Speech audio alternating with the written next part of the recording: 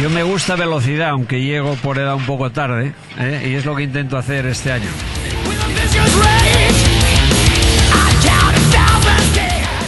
Hombre, el MK1 es un BDG, motor BDG, este es un Pinto, mucho más sencillo, el otro es mucho más competitivo. El otro es un coche a la vez que tengo mucho cariño porque es un RS original, de los pocos. Siento ser presumido de ello, pero me siento orgulloso de ese coche.